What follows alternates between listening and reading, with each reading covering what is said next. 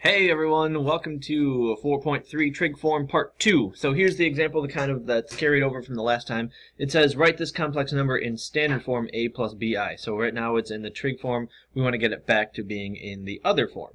So first I want to say cosine of negative pi over 3. If I go and find cosine of negative pi over 3, it's going to be right here, is going to be 1/2. And then sine of negative pi over 3 is negative square root of 3 over 2. So I just rewrote those numbers in, so then I'm also going to rewrite the square root of 8 as 2 square root of 2 times 1/2 plus I square root of 3 over 2. Alright, so now I just have to multiply that in, and I would get the 2 and divide by 2 are going to cancel out, so I'm left with just the square root of 2 plus this 2 and this 2 are going to cancel out. And I've got square root of 2 and square root of 3, which is square root of 6. I'm going to write the I square root of 6, and then that would be in our standard form, 2 plus I square root of 6. Now the book might write it also as the square root of 6 and then the I. I like to put the I in front, that way I know it's not underneath the radical, but it doesn't really matter where it goes.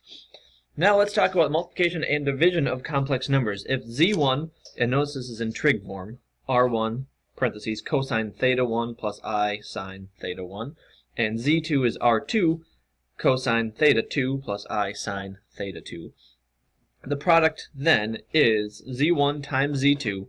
So if I want to multiply these two things together, it's the same as multiplying r1 times r2, and then times cosine theta 1 plus theta 2 plus I sine theta 1 plus theta 2. So really just identify where all these things are and then put it in.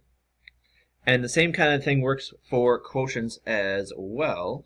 The quotient z1 over z2 is the same as r1 over r2, and then it's cosine theta 1 minus theta 2 plus I sine theta 1 minus theta 2. The only thing we do have to say is that z2 is not 0, because if it's 0 then this whole thing falls apart. So there is the formulas that we really need for product and quotient of these types of numbers. So let's go ahead and do an example where it says z1, oops, there we go, we'll do it right here. z1 is 24 cosine 300 plus I sine 300, there, that's better. And z2 is 8 cosine 75 plus I sine 75. And I want to find the quotient, z1 divided by z2. Alright, so I'm just going to make a list of things that I know. r1 is 24, r2 is 8. And then theta 1 is 300, and theta 2 is 75. So now all I have to do is plug it into that formula that we just had. So I can say z1 over z2 is going to equal, it's r1 over r2, so it's going to be 24 over 8.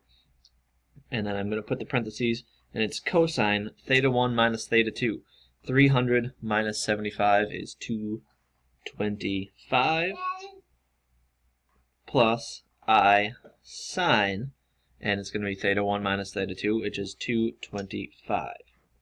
And then I can close my big parentheses. Alright, so now really just have to figure out cosine of 225, so I'm going to the 225 right here, and cosine of 225 is negative square root of 2 over 2, excuse me, and so is sine. So I can say this is the same as 24 divided by 8 is 3, and this is going to be times negative square root of 2 over 2 plus I negative square root of 2 over 2.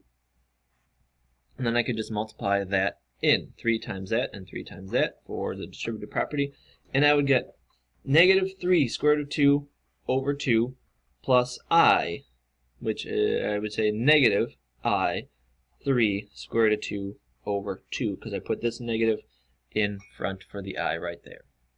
Alright, so that is dividing trig numbers that are complex. So your assignment now is to find the product of these two. It's the same process, so you just have to use the product formula, not the division formula. Figure out what r1, r2 are, and figure out what theta 1, theta 2 are. Alright, good luck.